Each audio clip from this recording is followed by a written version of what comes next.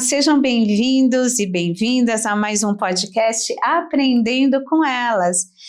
Gente, hoje o nosso conteúdo tá para lá de especial. Eu tô assim, super numa expectativa de aprender muita coisa legal, muita coisa boa. E vocês já vão saber qual é o tema. Mas antes de saber qual é o tema, corre lá, já vai lá nas suas redes sociais, né? E divulga aqui esse podcast. Mas antes, curte, comenta e compartilha aí nas suas redes sociais. É esse conteúdo que vai ser assim de grande aprendizado para você, vai ser uma bênção na sua vida e usa a sua vida para abençoar outros através desse conteúdo. Então corre lá nas suas redes e divulga esse conteúdo de hoje que está para lá de especial.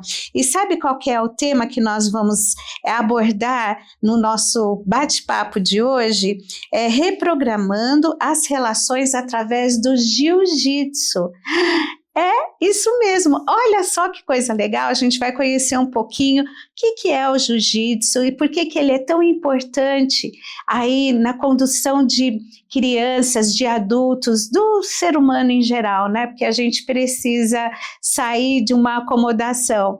Mas antes de eu continuar falando, eu quero apresentar para vocês uma pessoa toda querida, gente, já é querida para mim, conheci hoje e para mim já se tornou querida. A gente pode estar conversando um pouquinho antes do início do nosso podcast, mas a Bia está aqui conosco. Bia, muito obrigada, é uma alegria ter você conosco, mas eu gostaria que você se apresentasse aqui para quem nos assiste. Muito obrigada pelo convite. Olá, eu sou a Bia Lage, eu sou professora de Jiu-Jitsu Kids e especializada em Jiu-Jitsu inclusivo. Eu sou terapeuta ABA e eu tenho um projeto que chama o Lutando pela Inclusão, onde a gente trabalha também com a capacitação de artes marciais para trabalhar com as crianças com o jiu-jitsu inclusivo. Sou mãe do Arthur, mãe da Maria e sou esposa do Daniel. Ai, olha só, gente, que coisa linda. Puxa, mas que interessante. Então, vocês trabalham com as crianças num projeto de inclusão, mas também preparando outros profissionais para também atuarem nessa questão da inclusão? Sim, porque eu fui percebendo, eu não consigo ter braço para alcançar todas as famílias neurodivergentes. Então eu achei importante a gente trabalhar também o curso para capacitar os profissionais. E a gente está em São Paulo, onde a gente acha que é um carro-chefe para tudo, né? E em São Paulo tem muito poucos professores capacitados trabalhando nessa área. Então a gente tá focado nisso também, para que essas crianças consigam ser atingidas aí com qualidade e fácil acesso, né? Sim. Como é importante, porque hoje a gente sabe, né, que o diagnóstico ele está ficando cada vez mais preciso, coisa que há anos atrás era muito complicado, muito difícil.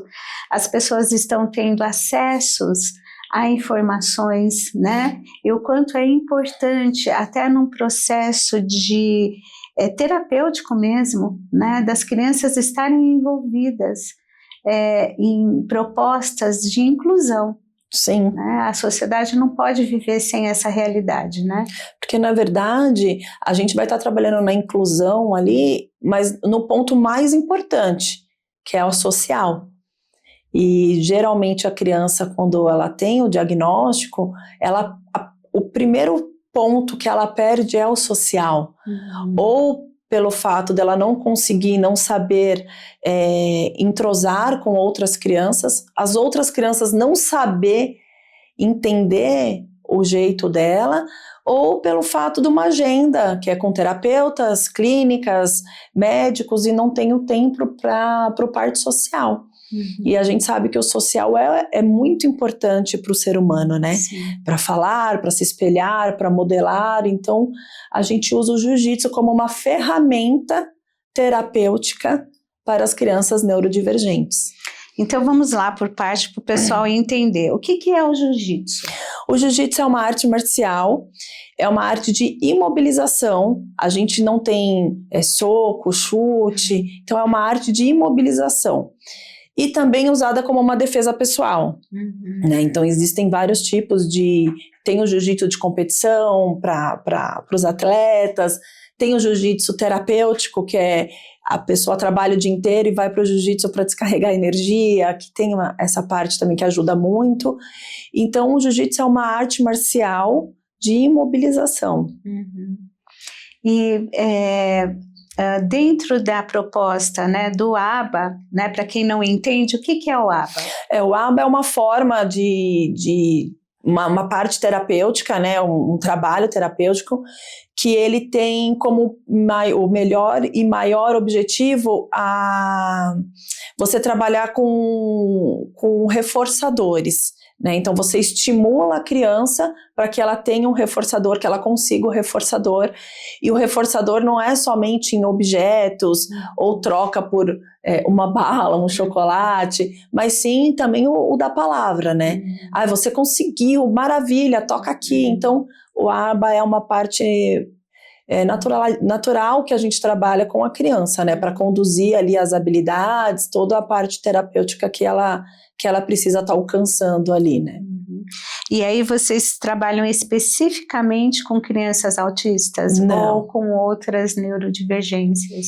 Trabalho com qualquer questão neurodivergente, paralisia cerebral, autismo, síndrome de Down, qualquer questão, TDAH, TOD, qualquer tipo de parte que trabalha com a parte do neurodesenvolvimento, né? E uma curiosidade que às vezes as pessoas têm, por se tratar de uma arte marcial, isso não estimularia a violência? Você sabe que essa é a pergunta que eu mais recebo, né? E eu até falo, o jiu-jitsu ele é um autorregulador para a pessoa. Então é onde você precisa dominar o seu corpo, você precisa dominar as suas emoções, você precisa trabalhar a sua rigidez em perder, né, em ganhar. Então o jiu-jitsu ele acaba sendo um regulador na vida do ser humano, não só da criança. Então, por isso que eu falo que o jiu-jitsu é terapêutico, porque a gente trabalha muito com essa parte de autorregulação dentro do jiu-jitsu. Eu acho que é tão importante poder falar sobre isso, porque às vezes as pessoas, pela falta de conhecimento, acham que pode ser um estimulador da violência, e não, porque existem as regras, existem ali essa autorregulação de poder lidar, né, com as emoções, inclusive, né, do ganhar, do perder, do saber respeitar o espaço do outro, né, de poder até ter uma percepção de si.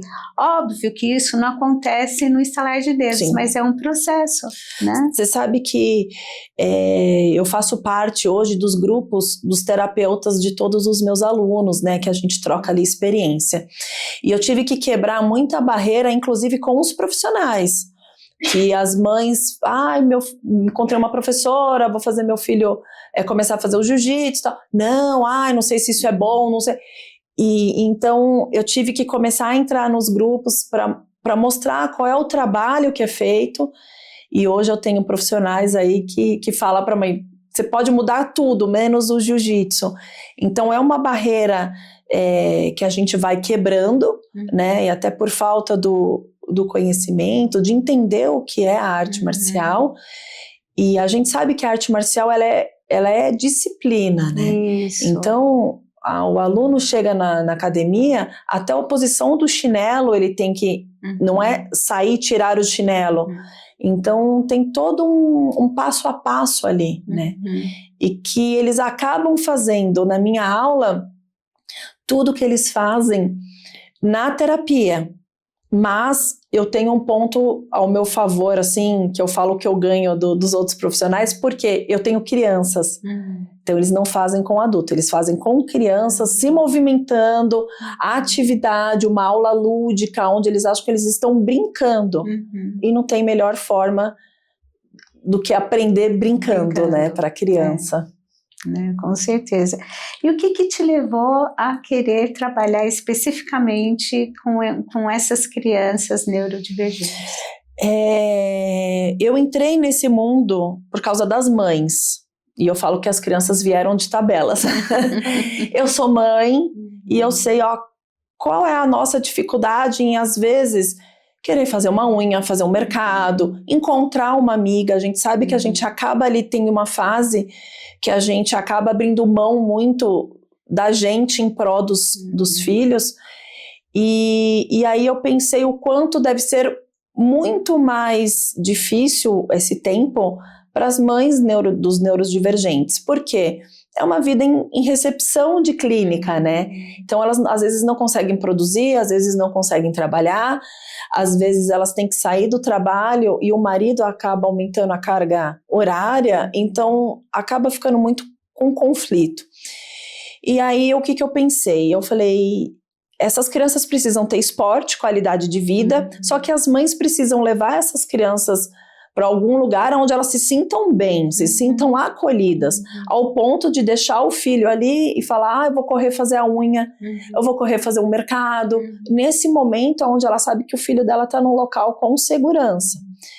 Então, foi pensando nas mães pelo fato de eu entender as minhas dificuldades como mãe em alguns momentos, e também pelo fato do meu filho mais velho, ele tem o TDAH, e foi muito doloroso esse momento, assim, de descobrir o que era o TDAH, de entender o que era o TDAH e de brigar com a escola, com os lugares e mostrar que às vezes não é que ele é relaxado, é que ele não sabe aonde ele colocou a tampa da caneta, né? Então trabalhar toda uma estrutura.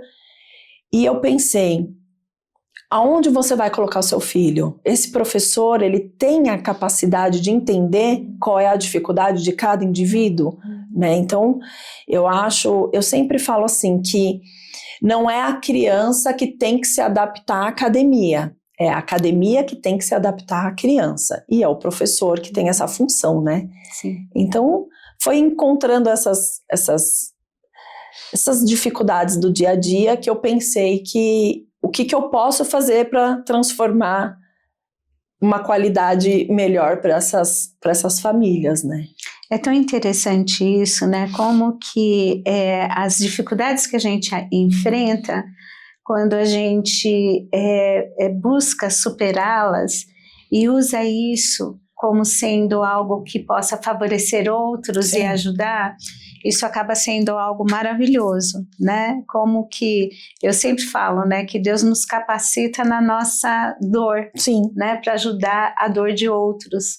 As dificuldades que a gente tem, claro que ao passar por elas é difícil você processar, é um caminho árduo, Sim. Né? Não é um caminho fácil, mas quando esse caminho árduo traz para você a possibilidade de poder encontrar ali saídas e levar isso para outras pessoas, é muito importante, né? Isso favorece muito, ajuda a gente a sair só daquele núcleo, né? Que consome muitas vezes.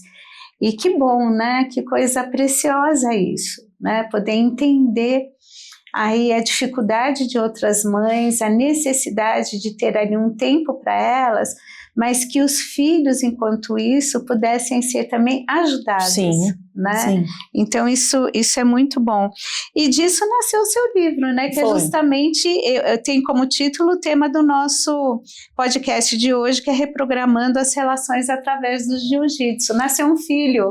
Né? Eu fui convidada para participar com outros profissionais, né? Então é um livro muito legal, cheio de informações, tem nutricionistas, psicólogas, psicopedagogas, então é um livro com bastante, eu falo que é uma enciclopédia, tem bastante informação, e eu vim com a parte de esporte, e no dia do lançamento foi bem interessante, porque eu vi o quanto os outros profissionais me procuraram ali para... Nossa, eu achei fantástico, esporte é vida, esporte é vida.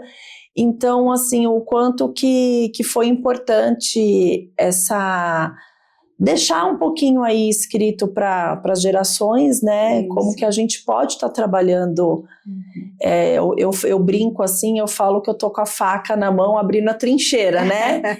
E aí, quem quiser, o caminho acaba ficando um pouquinho mais fácil. Óbvio, cada um tem um jeito de atuar, mas é muito importante, porque eu tô tentando dar voz, tentando dar destaque num espaço ali que está bem esquecido, né? E a gente vê, assim, uma coisa que me chateia bastante, que quando chega próximo ao dia da conscientização do autismo, do síndrome de Down, nossa, aí eu vejo que fazem muitos movimentos, e aí eu falo, e no outro dia? No outro dia já está assim, vida que segue. E as famílias ainda continuam naquela mesma rotina. O pessoal fala assim, no dia da conscientização você não faz nada? Eu falo, não, eu faço 365 dias, não é um dia. Sempre, né? Então isso tem que ser uma batalha normal, né? Uma rotina para todos. Então eu acho que isso a gente acaba deixando aí um pouco para os próximos um caminho que já está trilhado, que eu acho que é isso que é importante, né? Que coisa boa. Você tá vendo quanto conteúdo legal? Já curtiu, comentou, compartilhou? Corre, faz isso, porque você vai estar aí servindo como um canal de bênção para outras pessoas, como eu já disse anteriormente. Sim, vai lá no Instagram e nos curte no mulheres.ict e também no podcast Aprendendo com Elas, tá certo? Faz isso, curte, comenta e compartilha. Bia, que coisa interessante, né? Como é importante ter essa conscientização, não só de um dia específico, né? Onde traz aí todo um falar sobre, mas poder vivenciar isso constantemente, Sim. dia a dia, porque essa realidade, ela não é pontual só uma vez por ano, mas quem convive, quem tem essa questão na sua vida é todos os dias, não tem intervalo, não tem folga, né? Não tem férias, é constante, né? Eu falo que ali na academia a gente tem um trabalho bem importante, né, perante a todos os alunos. Meu marido, ele vem de uma família bem tradicional do jiu-jitsu em São Paulo. Ele faz jiu-jitsu desde os 5 anos de idade, então ele já conhece bastante, né? E a gente quis montar uma academia onde a gente possa acolher a família, né? Então hoje a gente ele dá aula para o pai, eu dou aula para o filho e a mãe ainda faz a yoga. Então assim, eu tenho a família toda dentro da academia. Então pensando nisso, pensando num ambiente assim, familiar, acolhedor, o que a gente faz? A gente faz lá de 2 a 3 vezes por ano um trabalho de conscientização com todos os alunos, com todos os pais, com todas as pessoas que frequentam a academia. Então a gente coloca, às vezes, uma dupla de adultos para fazer o jiu-jitsu com uma luva de boxe na mão. Daí na hora que termina, acaba ficando engraçado, a gente brinca, faz uma dinâmica, mas depois na hora que termina, daí eu converso com eles, eu falo, então, isso vocês entenderam que é a coordenação motora fina, o quanto você não ter essa coordenação motora fina, o quanto te gera uma dificuldade. Então de repente um autista vai na sua casa e ele derruba um copo, ele não é uma criança destrambelhada, ele é uma criança que ele tem uma dificuldade ali numa coordenação. Então você passa a ter um olhar mais detalhado para cada ser humano, né? A gente está na correria do dia a dia, na rotina, a gente não se olha, a gente não se enxerga. Então você precisa parar e enxergar e entender e dar visão ali para a situação, né, que a gente está passando. Então isso acontece.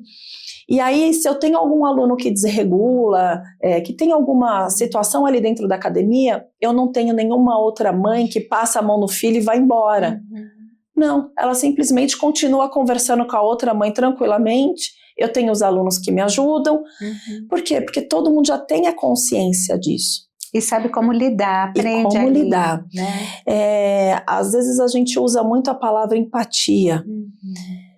Eu nem gosto muito dessa palavra, porque eu falo assim, como você vai ter empatia pela dor da pessoa se você não está passando pelaquela dor, né? E uma dor de cabeça para você você reage de uma forma e eu reajo de outra, né? Então é difícil eu ter empatia pelo que eu não sei o que ela está passando. Aliás, é fácil ter empatia, né? Que você fala, coitada, deixa ela quietinha. Não, não é isso que o ser humano precisa. Então eu falo que a gente só pode ter empatia a partir do momento que você já sofreu uma conscientização sobre um assunto. Então você precisa passar ali por uma situação para começar a entender e a ter uma visão sobre determinado assunto. Porque senão é simples falar, deixa ela quietinha. Ela não precisa ficar quietinha, ela precisa de apoio, ela precisa de acolhimento, ela precisa de escuta, né? Então, a gente faz todo esse trabalho ali na academia e eu consegui já colocar o jiu-jitsu dentro de 2 clínicas como grade terapêutica. Então, de terça-feira eu atendo no Instituto Prado, passo lá, atendo mais de 30 crianças, já de terça-feira, e consegui também, a gente já na clínica Psicoaba em Osasco. Então o jiu-jitsu já está sendo encarado ali como uma ferramenta terapêutica, mas não deixa de ser um esporte, né? Uma qualidade ali para a criança também. Olha como é importante a informação, né? Porque a desinformação muitas vezes leva a pessoa a um preconceito, Sim. a uma rigidez e até uma injustiça no lidar com a dificuldade do outro e que não justifica. Não. Né? Então, assim, como é importante as pessoas terem a informação, a noção do limite, da dificuldade do outro e até como um aprendizado, né, como lidar com situações de desregulação. Sim. Né, e que acontece. E às vezes as pessoas, por não saberem, muitas vezes acham que aquilo é uma explosão de birra, mimado, os pais não colocaram falta de limite, né? E não é bem isso. Claro que criança precisa de limite, tudo isso a gente sabe, mas poder entender a situação específica ali, né? E não criticar de uma forma injusta, porque isso vai acontecer, gente, no convívio social, não é dentro de casa lá com a porta fechada só quando a família está presente, porque a pessoa não tem um controle sobre isso. Sim. Né? Mas a partir do momento que se tem o conhecimento, vai se ter o respeito. Né? Eu acho que essa é a palavra. Porque a pessoa que está passando por aquela situação, os pais que vão ter que ajudar aquela criança no momento ali de uma desregulação, não ficar julgando, não ficar com comentários e falando, né? Porque a pior coisa é uma pessoa querer vir dar lição de moral para algo que ela desconhece totalmente. Eu vou te dar um exemplo que não tem nada a ver especificamente com questão de neurodivergência. Uma das minhas irmãs, ela tem uma doença autoimune chamada miastenia gravis. E essa doença atinge toda a parte de musculatura, junção de nervo e tal. E tem épocas que ela acaba ficando mais acometida, né? E por uma regulamentação, um direito adquirido de todos os miastênicos, então a pessoa ela tem um carro ali adaptado e tal, e tem o adesivo, né, para poder estacionar em vaga para necessidades especiais, e tem o cartão que coloca, enfim, tudo isso é regulamentado, é certo e tal. E isso já aconteceu há alguns anos, né? Mas a gente vê que ainda hoje, né, existe assim, a desinformação. Ela passou por uma situação de um constrangimento, ela chegou lá num comércio e tinha a vaga especial. E ela estacionou nessa vaga especial. E ela saiu andando do carro. E aí nisso passou uma mulher, viu? E essa mulher fez um escândalo. Onde já se viu? Você parou numa vaga proibida, A minha irmã levou um susto, Porque aquela mulher chegou gritando, fazendo, né, causando, né, como diz, onde já se viu que, né, cadê a lei, cadê, você não pode estacionar aí, ela levou um susto, ela falou assim, mas minha senhora, o que está acontecendo? Você estacionou? Não, eu não estaciono, eu tenho o direito de parar aí. Não, porque não sei o que, você. Aí a minha irmã pegou, ela começou a passar mal, ela falou, olha, para, eu não quero conversa. Aí a mulher parou e viu, né, ali o coisa, e aí juntou pessoas, foi uma situação muito constrangedora, né, causou uma exposição, um mal-estar, de uma pessoa que achou que estava sendo justa, querendo defender um negócio que não tinha nada a ver com ela. Eu entendo que tem pessoas que não têm a consciência e estacionam no lugar proibido, isso está errado, mas não justifica achar que todo mundo, né, só pelo fato dela ter visto a minha irmã sair de lá, porque na visão dela, só cadeirante poderia ocupar aquela vaga, e não é, né, é uma necessidade especial. Porque a deficiência, ela não é uma parte física, às vezes visual, né, que é um cadeirante, o síndrome de Down, que ele tem uma questão física, tem questões que a gente não vê, mas é o julgar, né? É o julgar, é o teu respeito, porque é desinformação, né? Então ela achou que não, se é cadeira de roda, que é o símbolo, tem que ser só um cadeirante, só cadeirante, né? E não é por aí. Então foi assim, uma situação muito constrangedora, sabe? Que de uma exposição desnecessária, né? Por conta de uma pessoa desinformada que achou que estava ali lutando pelos direitos, né? Que nem ela sabe de quem. Que nem né? ela sabe de quem. Você sabe que essa questão da conscientização, eu acho que é o primeiro ponto. As pessoas falam assim para mim, você tá vendo mudanças, tal? Eu falo sim, porque você tem que trabalhar a conscientização. As minhas crianças lá da academia, eu falo para elas assim, que eu falo que elas já são melhores que muitas outras, porque elas já têm a informação, e quando a gente tem informação, a gente tem que usar, né? Não adianta a gente receber uma informação e deixar ela dormindo ali, né? Então, quando você está no mercado, meu filho vê o símbolo, minha filha vê o símbolo, ela fala assim, ali é só para autista, né, mãe? Eu falo, isso, é só para autista. Então, essa conversa sobre autismo, síndrome de Down, tem que ser uma conversa que pode ocorrer numa mesa de jantar. Sim. Sabe, tem que ser falado. Em casa a gente conversa muito sobre isso. Aí o pessoal fala, mas você é uma professora inclusiva. Eu falo, ok, mas você é pai, você é mãe, você também tem o dever de levar informação.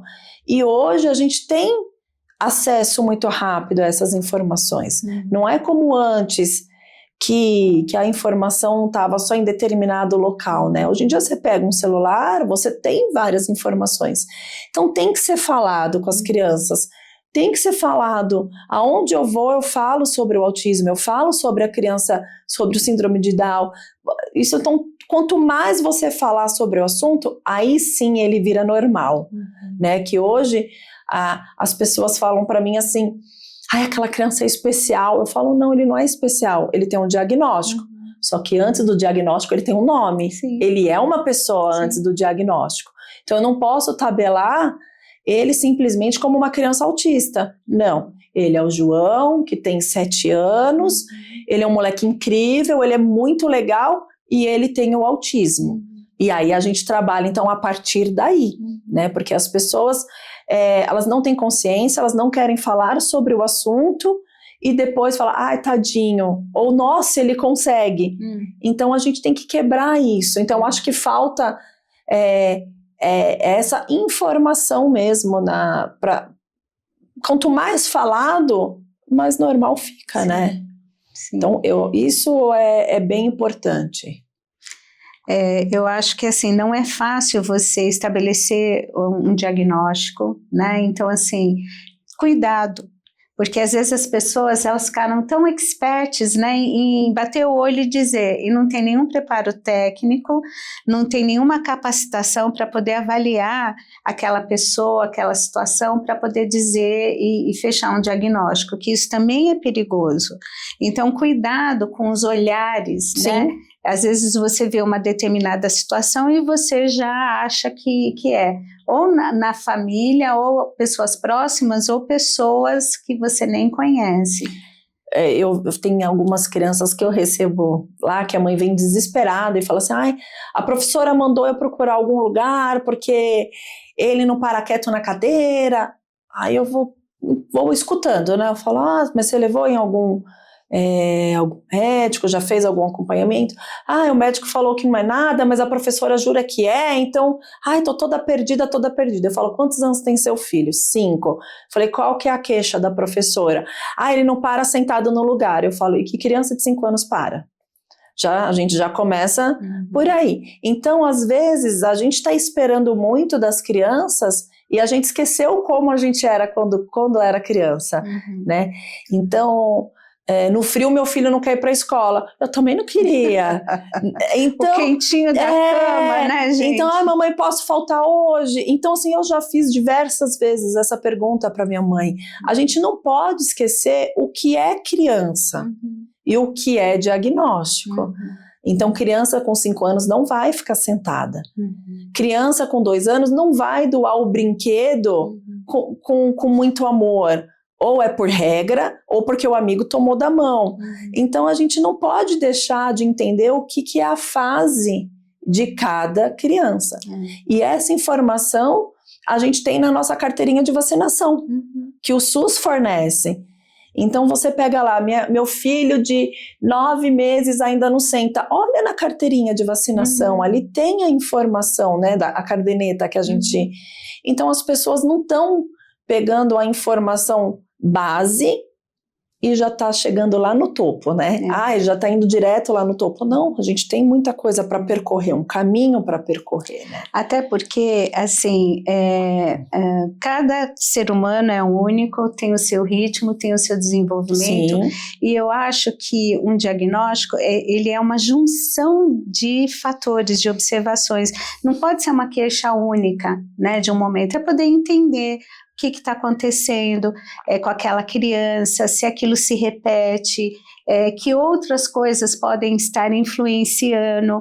Então, não é num único momento que se fecha aquele diagnóstico, né, que chega e fala, isso e pronto, né? Mas vamos estar entendendo aqui o que está acontecendo no contexto familiar, né? Às vezes a família está passando por uma turbulência e a criança acaba exteriorizando isso no comportamento, não de uma forma proposital, né? Mas é por onde ela consegue extravasar. É porque a criança é esponja da família, né? Sim. Então, é o reflexo ali da família, né? Então, a criança que chega lá, às vezes, no tatame, fala palavrão, e eu falo, olha, aqui a gente não fala palavrão, mas se dentro da casa dela é um ambiente que fala palavrão, isso é normal para a criança, né? Então, se os pais estão numa situação de separação, eu vou achar que essa criança vai ficar calma? Não, ela está num ambiente que está passando por um momento. Então, eu acho que quando você tem esse olhar, isso sim é você ter empatia, é você entender e buscar ali o porquê que tá dessa forma, né? Assim, eu lembro que na minha época de graduação, isso já vai para mais de 30 anos, eu li um livro que foi muito interessante, que o título era Dibs em Busca de Si Mesmo, e que era baseado em fatos reais de um garoto, né, que os pais eram, eu acho que eles eram cientistas e médicos, assim, eram pessoas assim muito intelectualizadas, muito inteligentes, e aí eles tiveram um filho, né, o Dibs, que foi tiveram um casal, mas ele era o mais velho. E aí, assim, a forma dele se comportar, então eles foram tendo ele, né, assim, classificando como sendo uma criança que estava ali com problemas cognitivos, que tinha, né, e para eles, como eles eram muito intelectualizados, trava-línguas. Aí o que aconteceu? Para eles, no primeiro momento, foi muito difícil achar que isso estava acontecendo com o filho, e a forma como eles buscaram de poder tratar ali as limitações que eles achavam que o filho tinha, e aí uma profissional começou a ir em casa tal, bom, conclusão da história, ele não era limítrofe, ele era assim, ele tinha uma superdotação, né? E foi uma surpresa para os pais, porque eles tinham classificado ele de um outro jeito, com um outro olhar. E, de repente, o que ele estava precisando ali era de um olhar, de poder acreditar no potencial dele e não passar por rotulações, enfim. E eu acho que, claro, isso traz um outro exemplo de uma outra questão que muitas vezes é uma dificuldade também hoje na nossa cultura, poder identificar melhor quem é a criança que tem essa superdotação e como você trabalha com ela, porque ela também tem ali algumas dificuldades de adaptação, mas assim, o quanto é importante ser cuidadoso em relação a poder entender o que está acontecendo e aí sim buscar estratégias para poder lidar com aquela questão. Não é fácil, né? A gente não pode romantizar e achar que tudo é fácil, tudo é simples, é só fazer isso e pronto, não, porque vai ser uma caminhada para a vida, né? Na verdade, eu falo assim que a gente não pode romantizar, mas ao mesmo tempo a gente não pode só falar, mas é muito difícil, como tudo, né? Como tudo. Levantar já é um processo, né? Acordar é um processo, sair de casa é um processo. Nenhum momento, nenhum momento. Então, eu falo que, então tá, é difícil? Então vai estudar. Porque quanto mais informação você tem planos A, B, C, D, E. Cada criança é uma criança. Se eu coloco aqui 2 crianças típicas da mesma idade para fazer polichinelo, o resultado é diferente. Porque cada uma acaba fazendo de uma forma. E por que com a criança atípica tem que ser perfeito? Não, ela também vai entender qual é a limitação da idade e aí qual é a limitação do diagnóstico. E aí você precisa trabalhar em cima da limitação do diagnóstico, porque da idade é um processo, né, de noção corporal, parte de amadurecimento também muda muito entre uma criança e outra, entre menino e menina, então a gente tem tudo isso. Mas você só sabe disso quando você começa a buscar informações, quando você estuda. No jiu-jitsu, a gente tem um grande problema. Professor de jiu-jitsu acha que não precisa estudar. Acha que é pegar a faixa preta e ele está apto para dar aula, para montar uma equipe, para formar campeões. Eu sou faixa marrom ainda, eu ainda não sou faixa preta. Então eu acho muito legal, porque no meu curso é um monte de faixa preta aprendendo com uma mulher faixa marrom. Porque ali não é a questão da graduação do jiu-jitsu, é a capacitação que eu tive e que eu estou passando para eles, né? Então, a gente consegue ter esse olhar para cada indivíduo quando você estuda. E para você ter uma ideia, meu marido é fisioterapeuta, agora ele está fazendo pós em neurociência, eu agora iniciei a faculdade novamente, estou fazendo psicomotricidade. Isso tudo para quê? É só para explicar uma técnica? Não, é para entender o ser humano, o corpo humano, a cabeça, como funciona de cada indivíduo, para que essa técnica seja adaptada da melhor forma àquela realidade. E isso de todo mundo, porque hoje a gente recebe na academia homens que estão iniciando com 47 anos. E aí a gente precisa colocar ele no tatame junto com um moleque de 18, que está ali com a testosterona alta, cheia de força, cheia de vontade. E o de 47 trabalhou o dia inteiro, tem filho, tem esposa, tem uma demanda, então ele vai ter que frequentar o mesmo ambiente. Então a gente tem que fazer ali um ambiente para todos. Sim. Né? Então isso a gente só consegue através de informação, de estudar, tem que ler, tem que se aperfeiçoar, né? Para ser um profissional Sim. de qualidade. Sim. Né? Para poder fazer a diferença. Sim, né? Porque o não saber não é um problema, Não. desde que a pessoa vá em busca do conhecimento. Né? O não saber não pode ser algo que coloque a pessoa, eu não sei, Ou não limitar, tenho como saber, né? E ficar numa acomodação que aprisiona, Sim. né? Mas assim, poxa, eu quero poder entender. Porque por mais que você que hoje está aqui nos assistindo, nos ouvindo, você possa dizer, mas eu não sou um profissional de jiu-jitsu, eu não sou... Mas isso não impede você de ter um conhecimento sobre a causa, enfim, para que você possa ter um posicionamento diferente no teu convívio social. A forma como você pode levar aquilo que você aprendeu, o pouco que você aprender, já é muito, né, para poder ajudar a não ficar num lugar do preconceito. Então, eu acho que isso é importante. Né? E sabe por que a sua fala tem uma grande relevância? Porque, assim, hoje, o casos de autismo tá 1 para 50. Então, a cada um autista tem para 50 pessoas. Em 2036, eles já estão prevendo ali 1 para 36 e vai chegar uma hora que vai estar 1 para 1. Então, hoje, eu não sou mãe atípica, não tenho filho, né, neurodivergente, mas nada impeça do meu filho casar com uma autista, ou até mesmo meu neto ser um autista, e aí eu vou esperar acontecer na minha casa para eu ir buscar informação. Então, quando você tem a informação e quando acontece a situação, não é que fica mais fácil, porque você tem uma expectativa de família, de filhos, enfim, por aí vai. Então, eu falo que não é fácil, mas se você começa a entender qual é o caminho que você já tem que seguir, e rápido.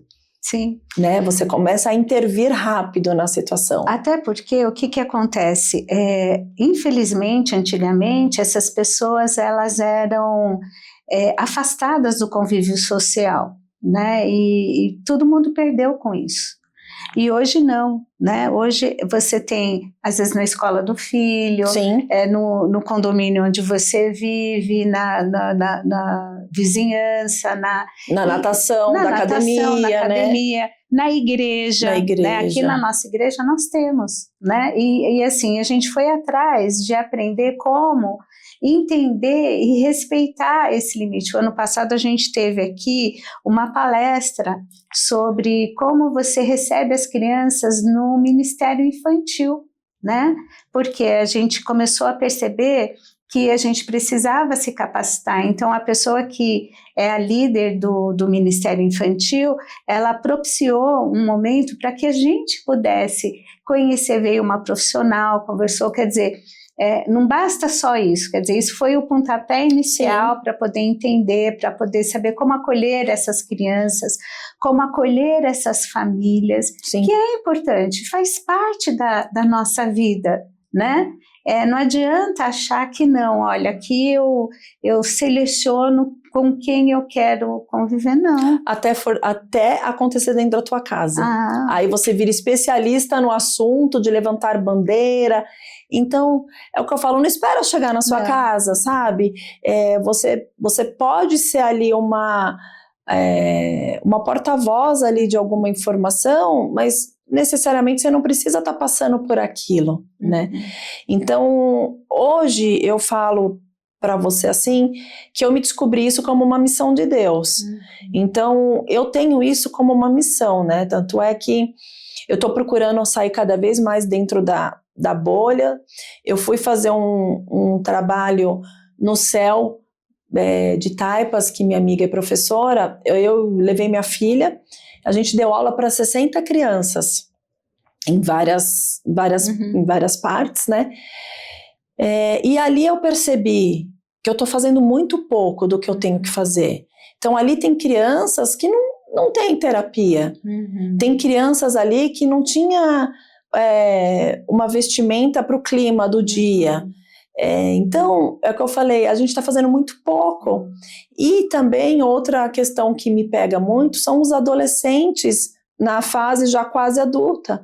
Porque hoje você vê um autista de 5, 6 anos, é bonitinho, né? Só que cresce, só que quando está 17 anos, 18 anos, e é legal porque a clínica, a Psicoab em Osasco, quando eu fui atender, ali eu dei aula para um menino de 17 anos. Até então, todos os meus alunos eram menores que o meu filho. Então, eu fazia uma projeção, tal, normal, porque eu entendia muito bem aquela fase até os 13, né? Ali eu tenho uma vivência na prática, né? Até os 13. Mas quando chegou um autista de 17 anos, eu falei, isso é a minha expectativa para o meu filho, então é uma fase ali surpresa para mim, né? E ali me pegou, porque eu falei, quando você pensa no seu filho de 18 anos, o que eu penso? Ele vai pedir para lavar meu carro de domingo para dar uma voltinha com o carro. É mais ou menos, a gente faz uma expectativa ali da idade, né? E aí eu falei, eu também preciso fazer um trabalho focado para que essas crianças, esses adolescentes de 17, 18 anos, tenham convívio social. Eles precisam frequentar a festinha de aniversário, eles precisam frequentar uma turminha do clube, eles precisam frequentar uma praça, uma quermesse, enfim. Uma escola. Né? Então, assim, eu tenho alunos que não vão para a escola, porque tem escola que não está preparado para receber. E aí você vai julgar essa mãe? Como que você vai deixar seu filho 4 horas num ambiente de hostilidade, você não sabe? Então é o que eu falo, a escola tem que fazer um trabalho de conscientização com todas as crianças. E a gente tem que partir do ponto que as crianças são o futuro. Então se a gente trabalhar aqui, a gente tem um futuro legal.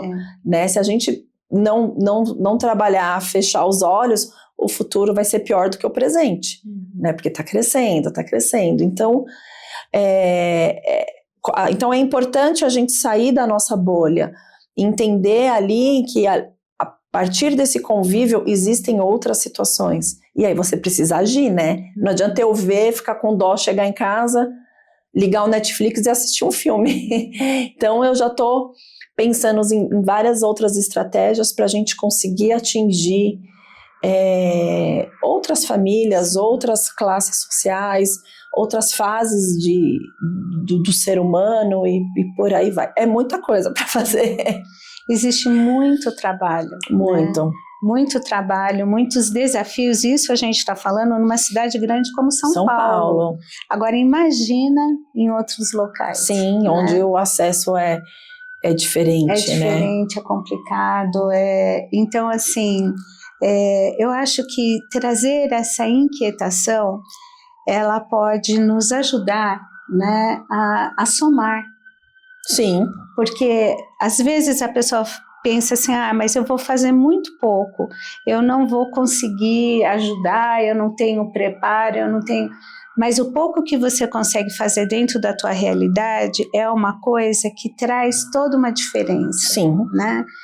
Então nunca subestime que mesmo não sendo na medida que você acha que seria o ideal, mas o pouco é melhor do que o nada, né? Então tenha em mente isso, tenha essa consciência de buscar e fazer a diferença nos teus meios, né? Seja no meio profissional, seja no meio familiar, no meio relacional, na vizinhança, enfim.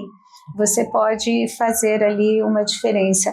Eu acho que às vezes, mesmo aqui em São Paulo, às vezes, assim, tem pessoas que ignoram, não querem saber, porque acham que isso está longe delas e nunca vai chegar perto. Exatamente. Mas assim, a gente passa pelos períodos de férias, então trazer uma pessoa para conversar, né, num condomínio, né? Trazer assim uma conscientização de uma tarde, de fazer ali uma tarde de bate-papo com as crianças, com os pais, com os adolescentes, poder ver isso eu acho que acaba sempre acrescentando. Então, tenta perceber, né, o que pode ser feito, porque às vezes a pessoa, mas eu nem sei. Às vezes chama alguém, né, para vir. Eu acho que, assim, você tem que dar voz para a pessoa que está passando pela situação, né? Não adianta chegar uma especialista em criança formada nisso e naquilo e ela não tem um filho. Porque eu acho que o instinto materno, ele faz toda a diferença entre os profissionais. E não é que você precisa ter o filho, não, mas você precisa ter aquele instinto que a gente já nasce com isso, né? Isso a gente já ganha esse presente. Então você tem que deixar ele aflorar ali perto de você, né? E dar voz para quem está passando pela situação. A gente fez uma roda de conversa na academia com as mães atípicas. Então eu coloquei todos os alunos e convidados do bairro, enfim, sentado, e as mães atípicas com o microfone na mão. E quando começou a dinâmica e tal, aí eu dei o microfone na mão delas e falei assim, elas ficaram olhando, eu falei, fala. Elas, tipo assim, como, né? O que a gente vai abordar? Eu falei, fala o que você quer que a gente escute. Aí no começo ficou meio assim, daí uma falou assim, quando meu filho se jogar no chão, não pense que é birra, não. É porque eu esqueci o boneco, que ele tem que estar com o boneco todos os dias. E aí foi. Foi uma conversa assim, que durou quase 2 horas na academia. Ela foi libertador para as mães, assim, você percebe que elas precisam ser ouvidas. E não é só no dia, no mês do autismo, ou no mês do... Não, é sempre. Então, se você estiver em algum lugar e uma mãe começar a falar, não comece a querer julgar já a fala dela. Deixa ela falar. Às vezes é só isso que ela quer. Ela não quer um profissional cuidando dela. Ela quer falar, né? Então, eu acho que a gente tem que aprender a escutar. Acolher, né? Acolher esse ser humano. Eu falo muito que eu sou professora da família e não do aluno. Se a mãe não estiver bem, é óbvio que o aluno não está bem, né? E se o aluno não está bem, é óbvio que a mãe não está bem. Então, eu sei que quando eles chegam na academia, eu já pergunto, como vocês estão? Oi, Bia, elas me abraçam, eu abraço as crianças, como vocês estão? Ele tá danadinho demais hoje, então deixa comigo. Você precisa mostrar para a mãe ali que ela chegou num ambiente onde ela é vista. E ela não vai assinar apenas um requerimento do convênio, né? Então ali ela é vista, ela é escutada. Então eu acho que isso faz uma grande diferença também em tudo, né? Em toda a rotina para todo mundo, né? É gostoso você chegar na casa de uma amiga, ela fala, acabei de fazer um bolinho para te receber. Você fala, nossa, até o cheiro do bolo passa a ter um outro sentido, né? Aquele carinho, né? E você sabe que, assim, hoje a gente sabe, né, que os grupos de apoio, eles têm uma força muito grande, né? E como a gente precisa. Porque, assim, o ser humano, ele tem se isolado cada vez mais, né? Do convívio, da troca, da relação, porque nenhuma relação nasce pronta, ela precisa ser construída, né? E mesmo uma relação profissional, que você vai ter ali aquele profissional te acompanhando por um tempo, você precisa construir ali uma ponte de confiança. E se você chega, você não é acolhido, dificilmente a pessoa vai dar continuidade. Eu nem frequento mais lugar onde eu não me sinto bem. Assim, eu sou uma pessoa assim, que eu preservo muito isso. Eu dou um exemplo bem corriqueiro, assim. Às vezes você vai passar a compra no mercado, a moça do caixa está conversando com a outra moça do caixa, geralmente falando mal do trabalho, e você se sente mal em estar passando sua compra e atrapalhando. E eu até falo, tô atrapalhando? Ela fala, não. Eu falo, então você tá bem? Então como você tá? E eu converso com aquela pessoa. Então, assim, hoje eu não fico num ambiente onde eu não me sinto que ali eu deveria estar naquele local, né? Então, se eu estou proporcionando uma academia para ela levar o filho dela, eu não posso fazer, chegou, nossa, chegou. Não, Então a gente tem que proporcionar ambientes, como a gente proporciona. Então tem a festa junina na academia, então tem o aniversário, as mães levam um prato, a gente vai fazer a troca dos livros, então eu coloco muito as mães ali, batendo papo, conversando, interagindo, tem os grupos das mães, então isso é importante, né, para você se sentir bem no local, né. E você vê, são pequenas coisas, né, mas que fazem toda uma diferença. É um detalhe, né, na verdade. Detalhe. É um detalhe que faz a diferença. E como é importante prestar atenção nisso. Você pode modificar aí o contexto que você está inserido, né? Pensa no como você pode fazer a diferença. E às vezes é no detalhe. Sim. Né? E isso vai mobilizando outras pessoas também, né? A querer fazer a diferença, a ter aquele momento, aquele acolhimento, né? Na verdade, eu acho que você tem que ser um instrumento ali, sempre por onde você passa, né? Como eu enxergo isso como uma missão, então eu sei que eu tenho que cutucar todo mundo onde eu passo, sabe? Cutucar aquela chama ali dentro de cada ser humano, porque tem. Eu não desisti do ser humano ainda, sabe? Eu não vou desistir. Mas por quê? Porque a gente tem que ser esse instrumento, porque às vezes só está adormecido. Eu tenho mães ali na academia, que hoje se eu falo assim, estava pensando, vamos, o que você precisa? Então você acende aquela chama dentro delas, né? E é isso que a gente precisa sempre ser um instrumento onde você passa, porque a gente tá nessa vida para passar e ninguém perceber também. Pois é. Né? A gente tem que passar e o pessoal fala, olha, vamos fazer igual. Por quê? Porque eu também vou estar sempre vendo alguém para ser motivada, né? Então, eu acho que você tem que ser motivada e motivar as pessoas, Sim. né? Que é isso que é a diferença, né? Com certeza. Por isso que é importante, né, buscar o propósito Sim. de vida, né? Às vezes, o vazio existencial, a pessoa ela fica tentando preencher de tantas formas, mas você já parou para perguntar, inclusive para Deus, por que o Senhor, né, me fez nascer, né? Me fez estar neste mundo? Qual é a diferença que eu posso fazer?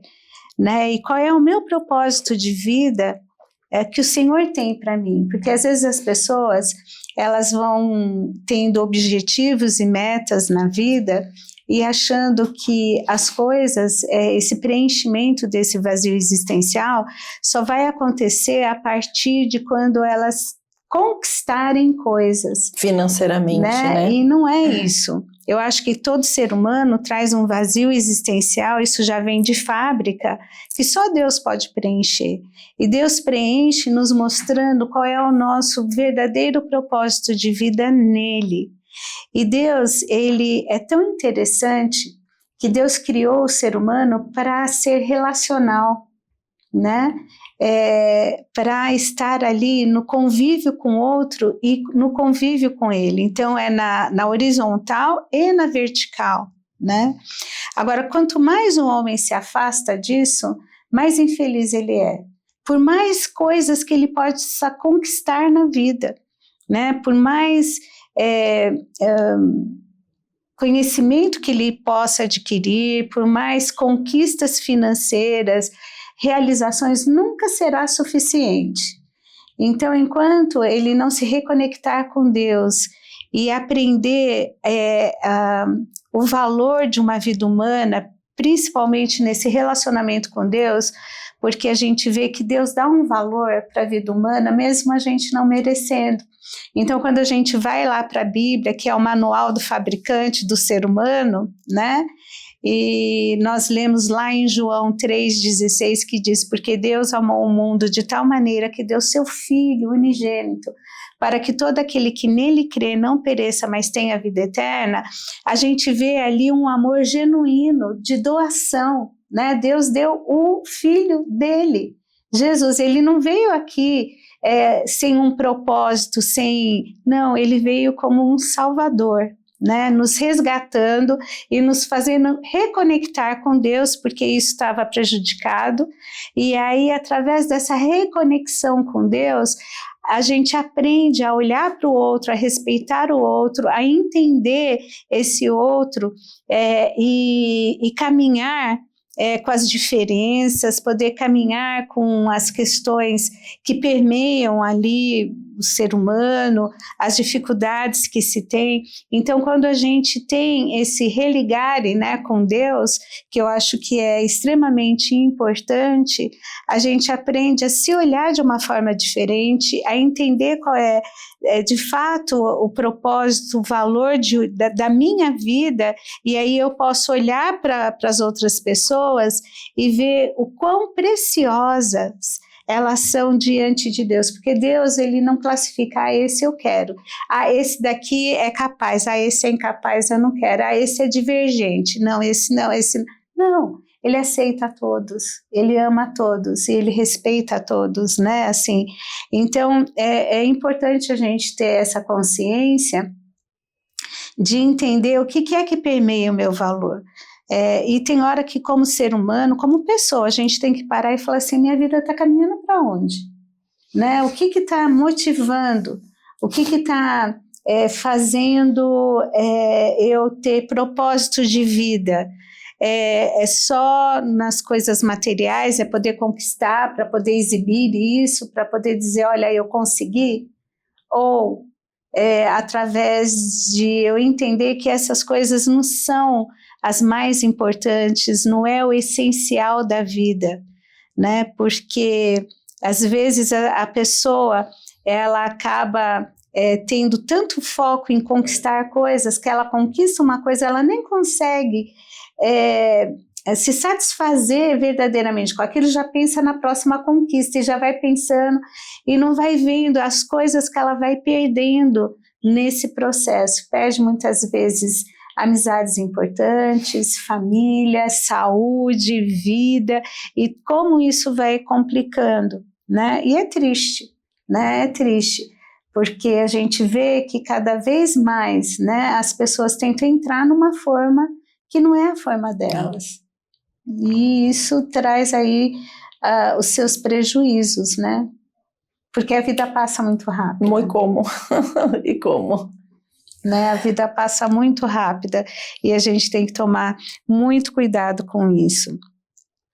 Mas aí eu queria que você falasse assim um pouquinho sobre dicas práticas sobre postura, formação e sensibilidade, né, nesse processo de trabalhar com essas características que são tão importantes, né? E como você consegue colocar isso na prática ali com as crianças? Eu montei um protocolo de atendimento com as crianças que funciona da seguinte forma. No primeiro momento, eu atendo individualmente, só eu e a criança, tá? Porque nesse momento eu vou entender qual é a limitação que ela tem, qual é a dificuldade, e vou começar a fornecer para ela um elo de confiança. Certo. Então ela começa a ter como a Probia, como uma pessoa onde está enxergando ela, tá trabalhando, tá brincando, tá escutando, tá tocando, né? Então esse primeiro momento é uma fase a mais importante. Depois eu entro uma fase em dupla, onde eu trago uma outra criança para trabalhar com ela, fazendo exatamente as mesmas atividades que eu estava fazendo, só que ela tem a minha voz ali ainda como comando. Então a voz de confiança está ali ainda presente. E depois a gente trabalha com ela incluída na turma, tanto típica com os alunos atípicos. Trabalhando ainda a mesma dupla, e depois aos poucos eu vou pedindo, João, escolhe seu amigo. Então ele escolhe um outro amigo, então eu já entendi que ele está preparado para separar do amiguinho, né? Hoje eu tenho criança atípica dentro da aula que nem olha direito para mim. Já corre com os amigos, tudo os amigos. Porque não tem fórmula. Criança quer criança, né? Não tem fórmula, assim. Se minha filha estivesse aqui, ela já está caçando o que tem da idade dela, da criança, então a gente entende isso. Então, acho que quando o professor respeita esse tempo de aproximação, de vínculo, aí que você começa a criar uma relação com a criança. E outra coisa que eu falo, eu não vendo jiu-jitsu, eu vendo autoconfiança. Então eu tô ali aplicando nas crianças a autoconfiança de que ela consegue. Tanto é que eu brinco no tatame, assim, que a gente não pode falar a palavra eu não consigo. Tanto é que as crianças às vezes falam, eu não consigo. Ele tá falando que não consegue. E eu falo, essa palavra é proibida, né? Então, assim, se você não está fazendo atividade, é porque eu, como professora, tenho que procurar outras estratégias para você assimilar a informação que eu tô te dando. Então, a gente começa a criar ali dentro do tatame um vínculo e uma aproximação e uma autoconfiança com que a criança enfrente aquele obstáculo, enfrente aquela situação, né, para avançar a fase. E eu acho que a gente só consegue ter isso quando você começa, primeiro, a se doar pelo propósito ali da aula, né, e também a estudar, porque você precisa entender se essa limitação ali vai fazer alguma diferença na aula ou não. Então tem coisas que não vai fazer, você não tem que ficar forçando. Então vamos ali para outra, depois a gente volta aqui. Então você vai criando estratégias, né? Eu trabalho muito com pistas visuais, onde eu tenho todas as técnicas em forma de desenho. Então eu trabalho com antecedência da aula para a criança, então isso ajuda a dar um conforto para eles. Às vezes eles chegam na aula e eu monto toda a sequência, eu falo, hoje a gente vai fazer isso. Então eu estou dando ali, trabalhando com a previsibilidade com a criança, então a criança começa a se sentir segura, porque fala, então tá, a próxima fase é essa, o que eu vou fazer agora é isso. Então são estratégias que você vai elaborando ali na aula, que isso vai te dando um retorno e um resultado muito melhor. Aí as pessoas até podem falar assim, você faz tudo isso para facilitar a vida da criança? Eu falo, então, mas você não percebeu que você também facilita a tua aula. Não é só a vida da criança. Então, todo mundo trabalha com auxiliares dentro da aula. Eu trabalho sem nenhum outro professor. Eu sou a única professora, mas eu tenho ali meus soldadinhos, que são os pré-adolescentes, com crianças de 13, 14 anos, que eles que me auxiliam durante a aula, né? Então, eles são meus alunos e também meus auxiliares. E isso eu estou dando o quê para essa criança de 13, 14 anos? Responsabilidade. Responsabilidade com o menor, responsabilidade da faixa que você está carregando, responsabilidade do nome da academia que você está empregando, que a gente sabe que essa fase de pré-adolescência também é bem desafiadora, né? Então eu já estou dando responsabilidade para a criança e a sensibilidade para trabalhar com uma criança neurodivergente ou não, ou uma criança típica mesmo, né? Então você monta uma estratégia ali, uma metodologia que você consegue atingir várias idades, várias fases, e isso facilita a minha aula também, né? Então são módulos, né, que a gente vai moldando, montando para conseguir chegar nesse resultado. E existe uma idade, qual é o limite para começar? Na fase individual, eu falo que não tem limite, assim, a criança, eu atendo criança até de 1 ano e 8 meses, porque daí criança de 3, 4 anos, a gente não aplica, não é jiu-jitsu que você aplica, você tem que aplicar ali uma noção corporal, trabalhar equilíbrio. Eu trabalho a aula muito com lúdico, então, assim, você não faz uma técnica, vamos supor assim, um aquecimento, vamos fazer o desvio de quadril. Não, você fala, não, a gente vai fazer agora o patinho, então você faz uma aula lúdica, né? Então, na verdade, isso vai depender apenas do professor, né, de como ele vai conduzir a aula. E eu falo que numa aula de 50 minutos, eu tenho 5 minutos de atenção verdadeira e o restante as crianças não conseguem focar. Mas daí o que eu faço? Eu faço as brincadeiras focadas para a técnica que a gente vai usar. Então você faz o lúdico, a brincadeira, o movimento, Então, cada fase tem uma fase da aula, né? Uhum. Então, o pequenininho e é os que tem mais energia, viu?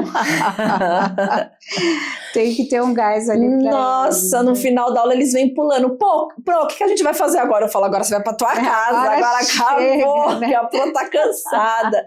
Mas é isso, assim, sabe? Então, eu falo, quando eu saio da aula de cabelo impecável, é que a aula não foi boa.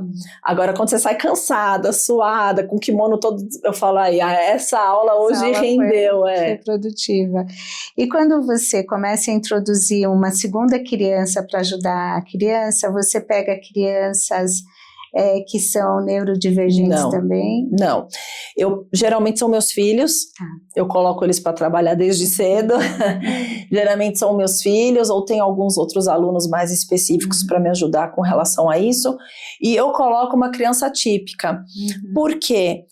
A criança típica vai ser o modelo da criança atípica. Então, ela vai copiar a maioria das coisas. Aquela criança se enquadra como modelo.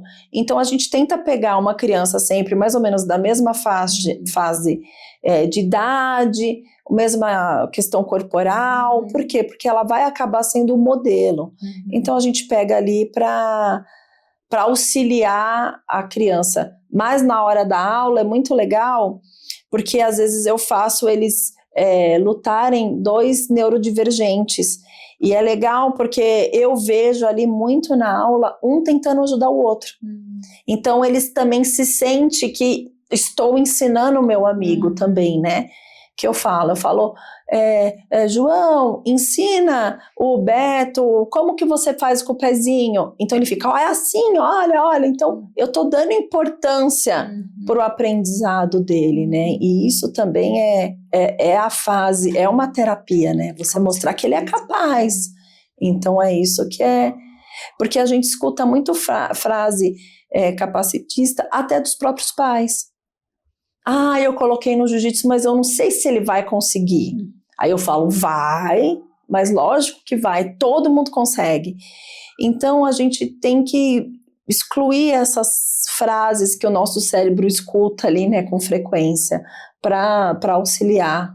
Então a gente tem os modelos ali para eles seguirem, que dá muito certo. E é legal porque a gente faz o jiu-jitsu terapêutico ali e ele vai além do tatame, né? Porque hoje eu tenho relatos de pais que falaram que a escrita da criança melhorou. Mas por quê? Porque você tem a pegada do kimono. Então essa pegada você está trabalhando a coordenação motora fina, você está dando força para ela. E a criança que tem a coordenação motora fina, ela pega um copo melhor, escova os dentes melhor e escreve melhor. Então eu tenho um relato de mãe que me mandou foto do caderno em períodos e você vê a letra ali com mais precisa, né? Então, você quer um aluno perfeito? Não é isso. Mas olha quanta coisa a gente está evoluindo. Né? É uma conquista. Sim, como eu tenho alunos também, que antes quando descia para o playground, tinha um outro que empurrava ele e a mãe me mandou mensagem e falou, Bia, quando o menino empurrou ele falou, eu não quero esse tipo de brincadeira. Então você começa a mostrar para a criança que ela tem que se defender, que ela tem que verbalizar o que ela está sentindo, né? Que não é só tato, né? Não é só um empurrar. Você precisa falar, eu não gosto dessa brincadeira. Então a gente trabalha essas fases. E a gente não pode ter pressa, né? A gente não pode ter um resultado ali rápido, porque o neurodivergente é um ponto após o outro. Não são 3 pontos, né? Eu falo que é um ponto atrás do outro. Então, você precisa ter paciência, respeitar o tempo dele, mas ao mesmo tempo saber cobrar, né? Porque é o que você falou anteriormente, a criança neurodivergente também precisa ter disciplina, ela também precisa ter educação, ela também precisa respeitar as regras. Então você vai moldando, né? E isso a gente vê, é nítido a mudança da criança, né? Então, assim, só uma dúvida, aí você trabalha só com verbal, não verbal? Não verbal também. Eu trabalho não verbal, nível 3, deficiência intelectual, paralisia cerebral, tanto é que eu nem pergunto, assim, quando alguém me manda uma mensagem, meu filho, eu queria o jiu-jitsu inclusivo, tem gente que pergunta, né, qual o nível de suporte ele é? Eu não pergunto. Tá? A única coisa que eu mando uma ficha anamnese para a mãe preencher, para eu entender o que ele gosta, o que ele não gosta, para eu trabalhar isso dentro da aula. Porque quando a gente olha lá no DSM, vamos supor, o nível 3, geralmente ele tem a comorbidade de deficiência intelectual, ele tem uma questão um pouquinho ali mais delicada. Ele geralmente não gosta desse vínculo social, né? Eles são bem reclusos mesmo. Eu tenho um nível 3 que ama criança. Então a gente não pode a gente tem que ter o conhecimento, mas a gente não pode estar preso àquele conhecimento. E aí é o que eu falo que o instinto materno acaba ajudando, porque esse nível 3, depois ele frequentou a academia, ele brincou com as crianças, ele fez a aula do jeito dele, ele é não verbal, não visual, e a mãe super feliz porque ele estava num contexto com crianças. E eu acho que é isso que é a inclusão. A inclusão não é eu pegar uma criança e colocar ela no ambiente, tirar foto e falar, olha que legal. Não, a inclusão eu tenho que preparar o ambiente, preparar os pais, preparar a criança para fazer essa aproximação entre todos, né? Não é a criança atípica que tem que entrar no ambiente e olha, agora as coisas vão andar. Não, o ambiente tem que estar andando para a inclusão acontecer, né? A gente não é só um papel, é um conjunto, né? Um trabalho em equipe, né? É uma responsabilidade, uma conscientização e uma responsabilidade, né? De poder entender a particularidade daquela criança que está chegando. De cada um. E todo mundo tem isso, né? Isso é do ser humano. E eu falo que o jiu-jitsu, e os meus alunos atípicos, eles fazem prova de graduação, eles fazem o teste de graduação como todas as crianças. Mas eles trabalham através da ficha visual, então eu faço, você vai ter que apresentar isso para o mestre, isso. Então eles fazem como todas as outras crianças. E o porquê que eu faço isso? Para eles aprenderem a lidar com a situação.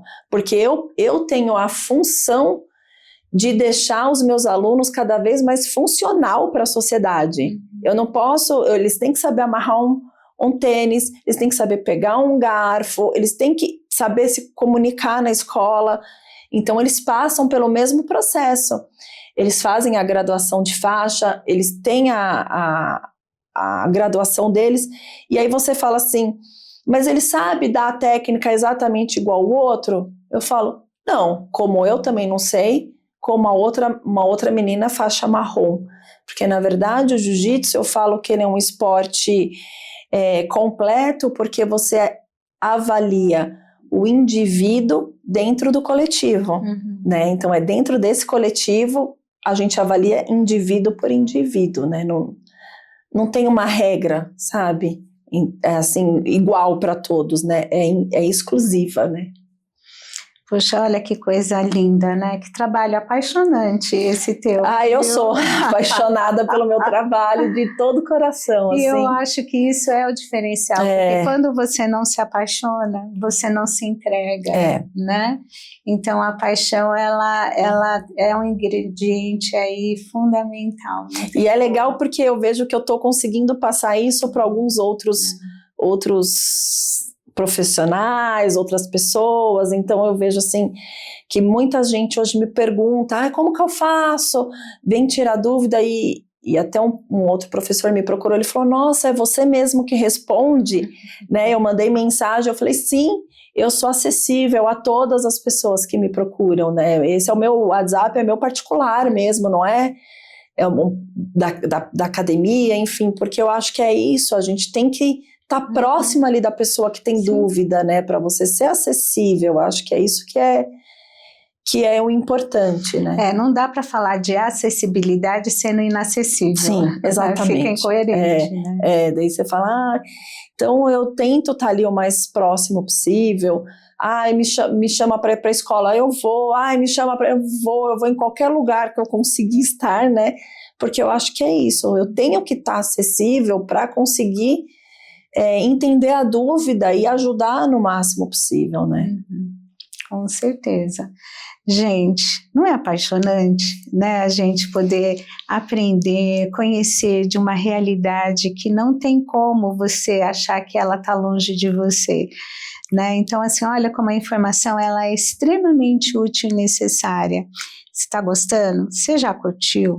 Né? Então vai lá, né? Nos ajude nesse sentido, curte, comenta, compartilha, divide esse conhecimento com outras pessoas. Talvez aí na sua roda de amigos, de pessoas, você tem alguém que tem essa necessidade de aprender sobre essa questão, né? Então vai lá, compartilha. Tá certo? Porque você vai ser um canal de bênção para outras pessoas ao fazer isso, tá certo? Bia, o que mais que você gostaria de deixar aqui para quem está nos acompanhando, quem está hoje aprendendo com a gente sobre toda essa experiência que você está compartilhando conosco? O que você acha que seria importante antes da gente terminar de compartilhar com o pessoal? Eu falo uma frase que é o que eu sinto, né? Que eu tento falar por onde eu passo. Eu falo assim, que o amor não vai mudar o diagnóstico de cada criança, mas o amor vai facilitar o diagnóstico dessa criança.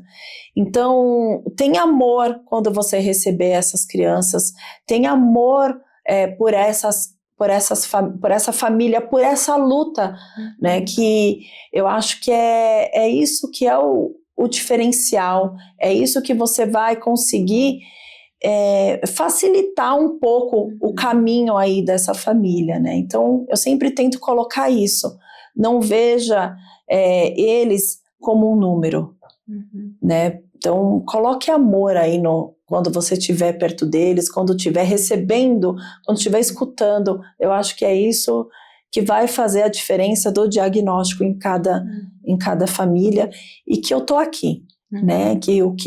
Quem precisar para contar comigo mesmo, e o que eu puder ajudar, com certeza eu vou estar aqui acessível para eles. Que coisa boa. Por favor, divulgue aqui, divide com a gente um contato, uma rede social sua que as pessoas podem estar te acompanhando e conhecendo um pouco mais do teu trabalho. Minha rede social, o Instagram é o Bia Amado Lage. Ali tem todas as informações do livro, do curso que a gente aplica, da minha academia, meus contatos para... De repente a gente pode trabalhar com workshop, levar informação. Então ali no meu Instagram a gente tem todos os acessos e eu publico ali quase que diariamente um pouquinho a minha vida com as crianças. Olha só que lindo. Então não deixe de acessar, tá aparecendo aí os caracteres para que você possa estar acompanhando. Tem gente que gasta tanto tempo acompanhando coisa que não vale a pena. Acompanhe aquilo que vale a pena, que traz um conteúdo, traz um conhecimento, que isso vai ser muito melhor, né, do que perder tempo. Então, invista tempo naquilo que é bom, que traz aí conhecimento, qualidade, que eu acho que isso vale muito a pena. Olha, eu poderia ficar aqui horas e horas conversando com você. Que bate-papo gostoso. Bia, obrigada por você eu que agradeço. Ter vindo aqui, dividir com a gente a sua experiência, né? Que generosidade a tua de poder estar aqui, e que Deus continue abençoando o teu trabalho, aumentando essa paixão cada vez mais, que pessoas que realmente possam levar esse legado te encontrem e que você possa continuar dividindo isso, esse amor, essa paixão, esse conhecimento, esse respeito, né, com muitas pessoas, né? Obrigada. Que Deus continue abençoando a tua vida, a tua família, e muito obrigada mesmo por estar aqui dividindo conosco toda essa experiência linda. Imagina, eu que agradeço. Agradeço a oportunidade, porque eu acho que quando você abre um canal para a gente falar sobre o assunto, eu acho que você também está dando aí, me ajudando nessa trincheira de abrir caminhos, e eu agradeço a oportunidade, sou muito feliz por estar aqui, viu? Muito obrigada. Obrigada. Que coisa linda, né, gente? Então, ó, divide isso que você aprendeu hoje conosco, tá certo? Porque o aprendendo com elas é isso, traz conhecimento, traz possibilidades de, ó, abrir e ampliar e abençoar a tua vida e através da tua vida abençoar outros. Então não deixe de nos acompanhar no Aprendendo com Elas. Deus abençoe a sua vida.